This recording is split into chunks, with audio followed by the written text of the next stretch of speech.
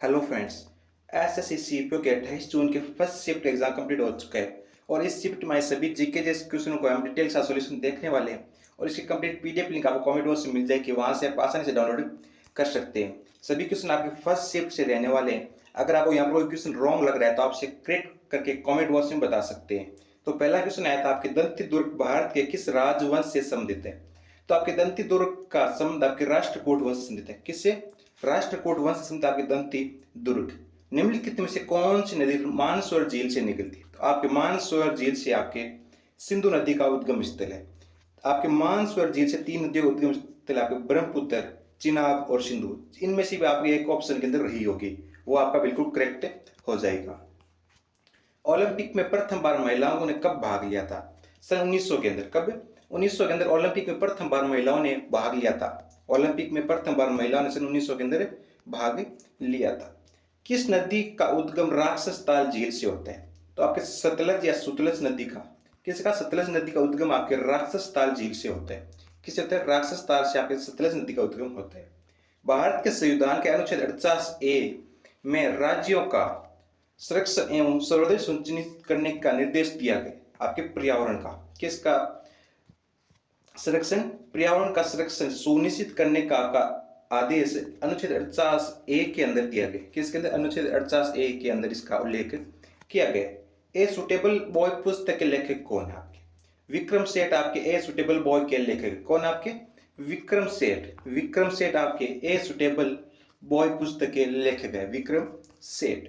गुलामगिरी पुस्तक के लेखक कौन है? तो गुलामगिरी पुस्तक के लेखक आपके ज्योतिबा फुले। कौन? आपके ज्योतिबा फुले। आपकी गुलामगिरी पुस्तक के लेखक कौन? आपके ज्योतिबा फुले। भारतीय राष्ट्रीय कांग्रेस ने सन 1886 के अधिवेशन की अध्यक्षता किसने की? एंड भारतीय राष्ट्रीय कांग्रेस के सन 1886 ने आपके दूसरे अधिवेशन की अध्यक्षता आपके दादा भाई नेहरूजी ने की थी, जो कि आपके प्रथम फारसी अध्यक्ष थे। प्रथम मुस्लिम आपके बदरुद्दीन तैयब जी जिन्होंने आपके 1887 तीसरे अधिवेशन की अध्यक्षता की थी। और आपके जॉर्ज जूलिया आप चौथे अध्यक्ष थे, आपके प्रथम कांग्रेसी और आपके प्रथम अंग्रेज और प्रथम आपके ब्रिटिश अधिकारी थे जिन्होंने कांग्रेस की अध्यक्षता की थी और चौथे अधिवेशन की अध्यक्षता की थी। प्रथम हिंदू थे आपके डब्ल्यू.सी. बनर्जी, जिन्होंने आपके प्रथम 1885 में कांग्रेस के अधिवेशन की अध्यक्षता की थी। तो आपके दूसरे अधिवेशन अध्यक्षता आपके दादा भाई नेहरूजी ने की थी। किसने? दादा भाई नेहरूजी ने। वित्त आयोग का गठन भारत के राष्ट्रपति द्वारा संविधान के किस अनुच्छेद के तहत किया जाता है? तो वित्त आयोग का गठन आपके भारत के राष्ट्रपति द्वारा संविधान अनुच्छेद 280A के तहत, संविधान का अनुच्छेद 280A के तहत आपके राष्ट्रपति द्वारा वित्त आयोग का गठन किया गया है। भारतीय संविधान कौन सा अनुच्छेद राज्य में विधान परिषद का प्रावधान करते हैं? तो राज्य में विधान परिषद का प्रावधान आपके अनुच्छेद 171 करता है। कौन सा? अनुच्छेद 171 आपके राज्य में विधानसभा का प्रावधान करता है।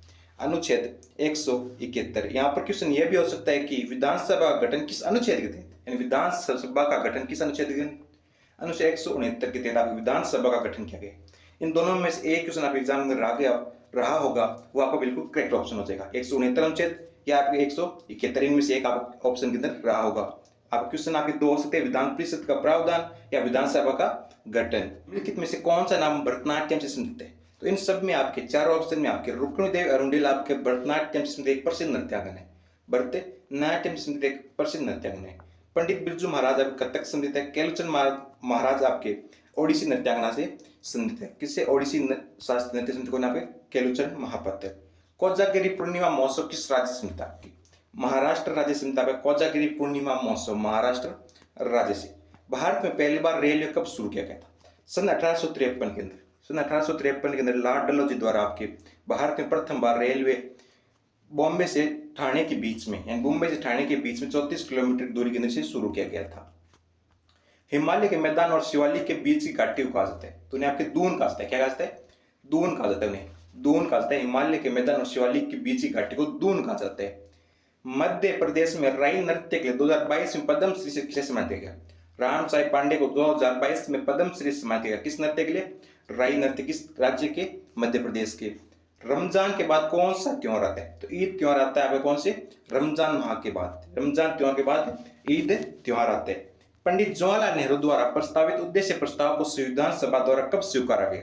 22 जनवरी 1947 को आपके संविधान सभा द्वारा उद्देश्य प्रस्ताव के संविधान सभा द्वारा उसे प्रस्तावित किया गया था 22 जनवरी 1947 को। 2022 में किसे कालिदास सम्मान से सम्मानित, एम वेंकटेश्वर को 2022 में कालिदास सम्मान से सम्मानित किया गया था। 2011 की जनगणना के अनुसार सबसे कम बोली जाने वाली भाषा कौन सी है, तो आपके संस्कृत। ये क्वेश्चन आपके यहाँ पर रहा था, कौन सी आपकी संस्कृत। तो आपके 2011 की जनगणना के अनुसार सबसे कम बोली जाने वाली भाषा रही होगी। उसके अंदर आपके अगर संस्कृत नहीं होगा ऑप्शन तो बंगाली होगा, मराठी होगा या आपके तेलुगु होगा। इन चारों में से कोई आपका एक ऑप्शन होगा, बिल्कुल आपका बिल्कुल राइट होगा। और चारों अगर आप ऑप्शन थे तो आपका संस्कृत वहां पर बिल्कुल राइट ऑप्शन हो जाएगा। एक क्वेश्चन आपके आरबीआई की मौद्रिक नीति संहिता, किससे, आरबीआई की मौद्रिक नीति से। आरबीआई की मौद्रिक नीति से एक क्वेश्चन आप एग्जाम के अंदर आया था। एक आपका था कि राष्ट्रपति द्वारा आपातकाल कितने माह के लिए लगाया जा सकता है, तो राष्ट्रपति द्वारा आपातकाल आपके 6 माह के लिए, कितने माह के लिए, 6 माह के लिए राष्ट्रपति किसी भी आपातकाल को लगा सकता है। इसके बाद वो आगे बढ़ा सकता है अगर वो चाहता है तो। संविधान आपके लोकसभा के अंदर से प्रस्तावित करके उसे वापस बढ़ाया जा सकता है। एक आपके 2019 के अंदर पद्म विभूषण किसे सम्मानित किया गया था, एक क्वेश्चन आपके 2019 के पद्म विभूषण सम्मानित एक क्वेश्चन आपके एग्जाम के अंदर आए थे। वो सभी क्वेश्चन जो आपके एग्जाम के अंदर आए थे, ये सभी क्वेश्चन, इन सभी कंप्लीट पीडीएफ लिंक आपको कमेंट बॉक्स में मिल जाएगी, वहां से आप डाउनलोड कर सकते हैं। और वीडियो अगर पसंद आए तो वीडियो को लाइक जरूर कर दीजिएगा और चैनल पर नए आओ चैनल को सब्सक्राइब कर लीजिएगा।